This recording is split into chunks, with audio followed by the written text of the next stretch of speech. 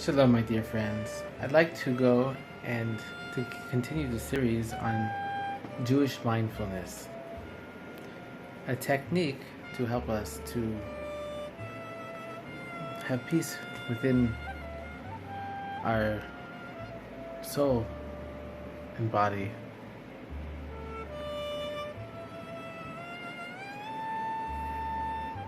It's not spoken about so much, but hypnosis can also be used as a technique in mindfulness and in serving God in Judaism.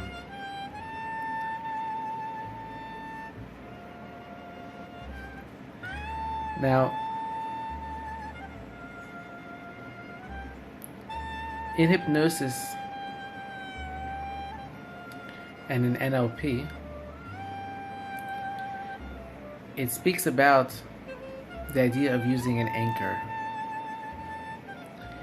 Now, what an anchor basically is any object or place that you use in order to remind the subconscious mind of some goal that you wish to attain.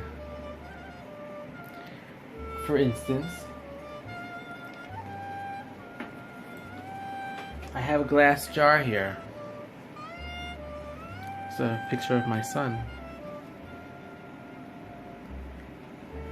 Now, I can take this glass jar and I can say this is a jar of calmness, of anti-anger. Let's take out all the batteries for a second. Made a mess here. Okay. So this is my anchor here. There's my son. Now, any time that I drop something into this jar, it'll be an anchor that will release the negative trait of anger. So let's do this now. Now, let's say I had a difficult time at work with my boss, and it's driving me crazy in my mind. So I can't get rid of this anger. Some people that have anger problems, they struggle with it tremendously, and they can't rid themselves of the thought, and it starts to affect their body. Anger, the Torah teaches us, chases away the Shekhinah, the divine presence. So I'm going to take this, and this is my anger right here. This is my anger. And when I hear this sound clinking against the jar, I'm going to release that. I was supposed to make a little more noise. There you go. Let's put more in. This is fun. Okay. Now, my anger is now released. So what happens is, next time I just walk into this room, I feel a little anger, I just go. I don't have to talk about it. I don't have to think about it. I just release it. This is an anchor. This chair I'm sitting at, this is my office chair. When I sit in this chair, I can make it so that I only work in this chair. Which means that as soon as I sit down in this chair, which I've made now an anchor, because I only make sure to work in this chair, and I've said it to myself, whenever I sit in this chair, I'm not fooling around, I'm not playing games, I'm not listening to music, I am working. And I'm not just working, I'm giving 100%. So you're going to come into this room, you sit down in this chair, and you don't even need to think about it. Automatically, the chair becomes a subconscious reminder in your mind to do work. Absolute work. Giving it your all. Now in Judaism, we can do the same thing with anchors. With this idea of hypnotic programming in our minds to focus better on Torah and Avodas Hashem. Now, and another example would be outside this room. I have a marpeset that overlooks Jerusalem. Okay? Now, it's a very nice large marpeset porch. Whenever I go out there on that marpeset, on that porch, during the evening times, I have a set schedule. I'm not going to tell you, it's my secret. I immediately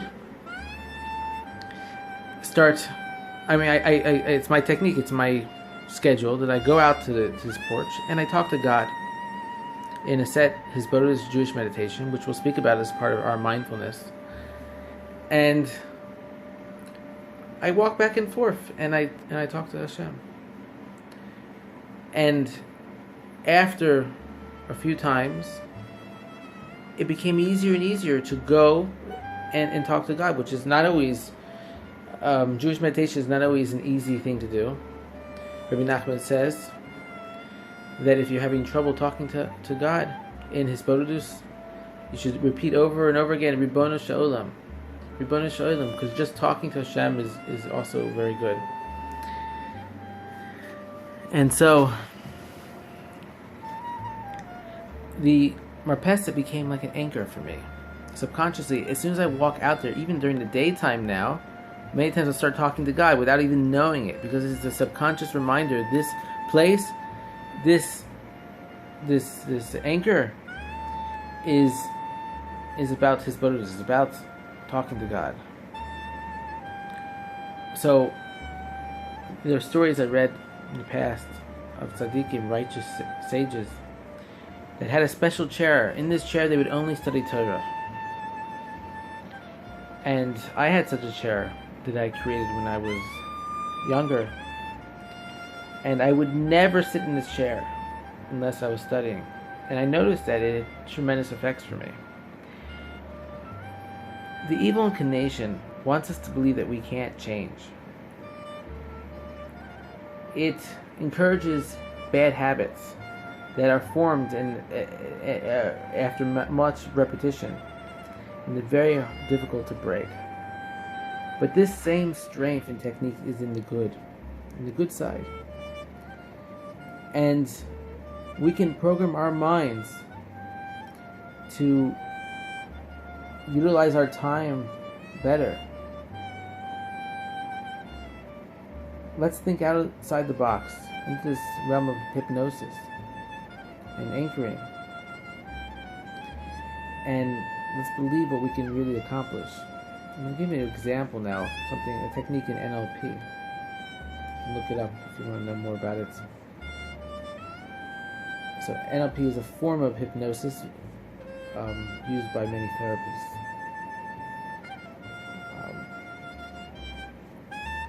My teacher in NLP, in hypnosis, my guide, Dr. Leshem in Tzfat,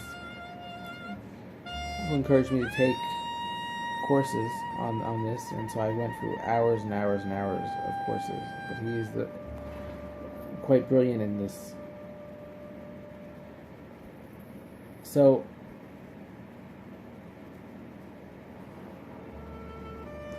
he encouraged me in practicing NLP in my life.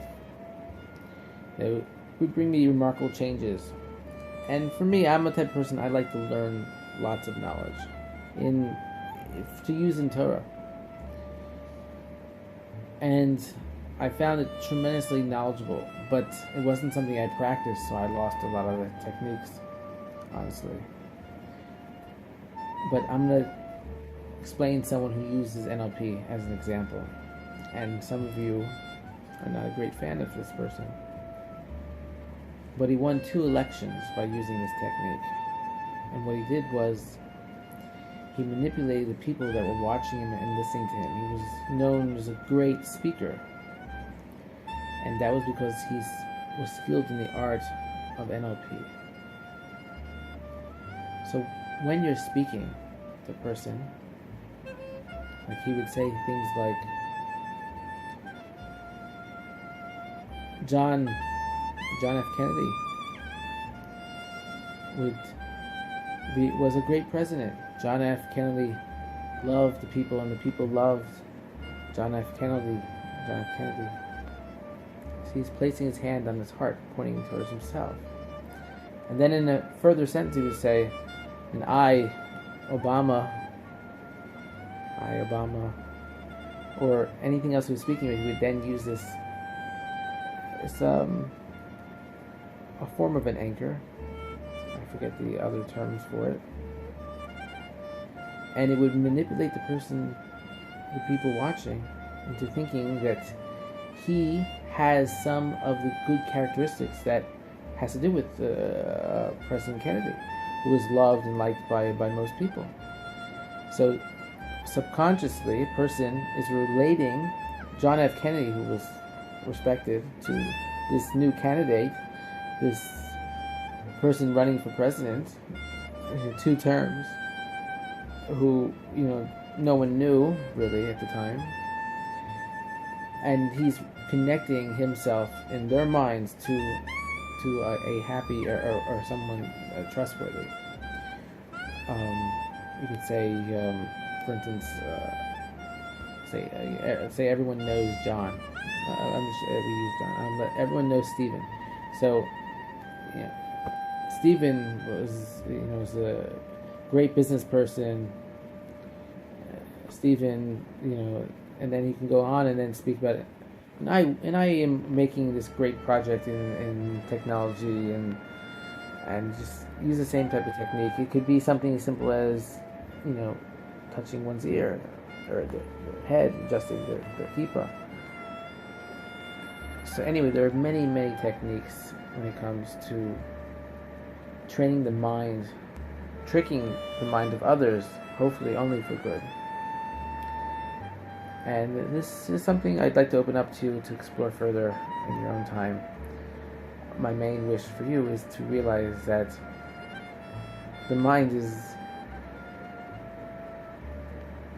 constantly tricked by the evil inclination, the Satan, and the same techniques, and even more so, we can do ourselves to trick ourselves and our minds to doing good.